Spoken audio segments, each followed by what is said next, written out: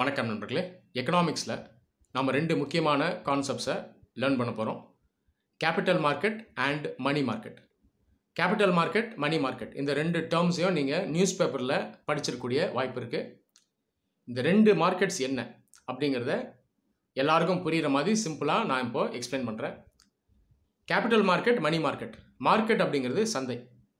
இந்த ரெண்டு மார்க்கெட்ஸும் எது கீழே வருதுன்னு பார்த்தீங்கன்னா ஓவரால் ஃபைனான்ஷியல் மார்க்கெட் கீழே வரும்.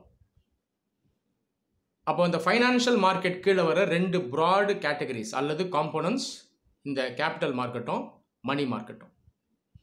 இந்த மார்க்கெட் அப்படிங்கிறது சந்தை இல்லையா? அப்போ சந்தைனாலே உள்ள வர்த்தகம் நடக்கணும், ட்ரேட் நடக்கணும். அப்போ இந்த மார்க்கெட்ஸில் எதை நம்ம ட்ரேட் பண்ணுவோம் அப்படின்னு பார்த்தீங்கன்னா செக்யூரிட்டிஸை ட்ரேட் பண்ணுவோம். செக்யூரிட்டிங்கிறது ஒன்றும் இல்லை, வர்த்தகத்துக்கு உட்பட்ட ஒரு ஃபைனான்ஷியல் அசெட், ஒரு tradable financial asset. Financial assets நீங்கள் பார்த்தீங்கன்னா இந்த பாண்ட், ஸ்டாக், மார்ட்கேஜஸ், இதெல்லாம் தான் இந்த ஃபைனான்ஷியல் அசெட். ஃபைனான்ஷியல் அசெட்டுங்கிறது ஃபிசிக்கல் அசெட் கிடையாது. லேண்டு மாதிரியோ இல்லை வீடு மாதிரி ஃபிசிக்கலாக அந்த அசெட் இருக்காது.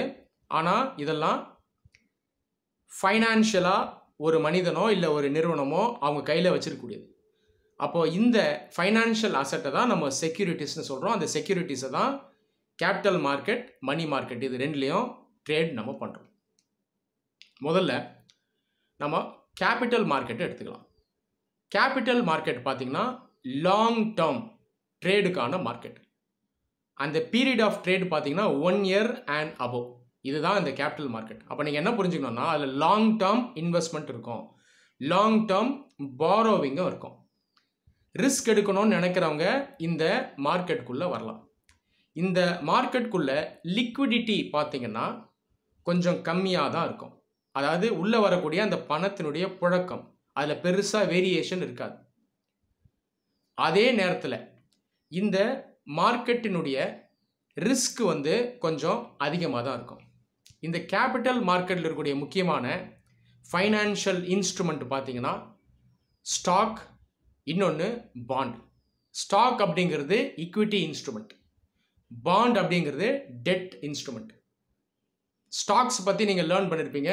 ஸ்டாக் அப்படிங்கிறது ஒன்றும் இல்லை, ஒரு நிறுவனம் அதனுடைய ஓனர்ஷிப் இருக்கு இல்லையா, அந்த ஓனர்ஷிப்பை டிவைட் பண்ணி ஒரு பகுதியை மக்கள்கிட்ட ஒப்படைப்பாங்க. ஓகேவா? அதை ஷேர்னு சொல்லுவாங்க.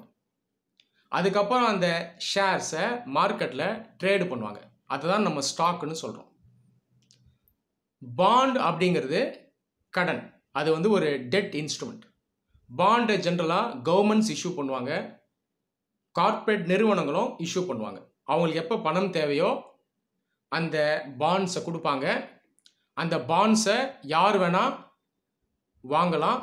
அந்த பாண்ட்ஸ் வாங்குறவங்களுக்கு ஃபிக்ஸ்டு ரிட்டர்ன் வரும். ஸோ இந்த ரெண்டு மெயின் இன்ஸ்ட்ருமெண்ட்ஸை நீங்கள் கேபிட்டல் மார்க்கெட்டில் கவனிக்க முடியும். அடுத்த market money market. Money market பார்த்திங்கன்னா short term market, less than 1 year. இதில் இருக்கக்கூடிய முக்கியமான இன்ஸ்ட்ருமெண்ட்ஸ் என்னென்னு பார்த்தீங்கன்னா treasury bills, commercial paper, certificates of deposits, இதெல்லாம் இந்த மணி மார்க்கெட்டுக்குள்ளே வரும். ஒரு வருஷத்துக்குள்ளே யாருக்கெல்லாம் அந்த பணம் தேவையோ அந்த தேவைக்கு ஏற்றாறு போல் இந்த மார்க்கெட்டுக்குள்ளே நாம் பாரோ பண்ணலாம். இந்த மார்க்கெட்டில் லிக்விடிட்டி, அதாவது பணப்புழக்கம் பார்த்திங்கன்னா அதிகமாகவே இருக்கும். ஏன்னா அது ஷார்ட் டேர்ம் தானே. அதே நேரத்தில் இதில் ரிஸ்க் பார்த்திங்கன்னா கம்மியாக இருக்கும். மணி மார்க்கெட்டில் முக்கியமான ரோல் ப்ளே பண்ணுற ஒரு பிளேயர்ஸ் பார்த்திங்கன்னா இந்த கமர்ஷியல் பேங்க்ஸ். அவங்க அதிகமாக இதில் லெண்டு பண்ணுவாங்க. யார் பாரோ பண்ணணுமோ அவங்க பாரோ பண்ணிக்கலாம். இந்த மணி மார்க்கெட்டுக்குள்ளேயே இருக்கக்கூடிய இன்னொரு category call money market. Call money மார்க்கெட்டுங்கிறது very short term lending, borrowing பண்ணக்கூடிய மார்க்கெட். இது 1 டேலேருந்து 14 டே வரைக்கும் தான் இதனுடைய பீரியட். அதுக்குள்ளே பாரோயிங், லெண்டிங் நடக்கும், அதுக்குள்ளே பணப்பழக்கம் வரும். இதை தான் நம்ம கால் மணி மார்க்கெட் அப்படின்னு சொல்கிறோம். கால் மணி மார்க்கெட்டில் லிக்விடிட்டி, அதாவது பணப்பழக்கம் ரொம்பவே அதிகமாக இருக்கும். இதனுடைய வாலட்டிலிட்டியும் ரொம்ப அதிகம். இந்த கால் மணி மார்க்கெட்டில் பார்த்தீங்கன்னா 1 டே பீரியடில் வரக்கூடிய ஃபண்ட்ஸை கால் மணின்னு சொல்லுவாங்க. 1 டேக்கும் மேலே, அதாவது 1 to 14 டேஸில் புழங்கக்கூடிய அந்த பணம், அந்த மணி, அந்த ஃபண்ட்ஸை நம்ம என்ன சொல்கிறோம்னா நோட்டீஸ் மணி அப்படின்னு நம்ம சொல்கிறோம். நன்றி.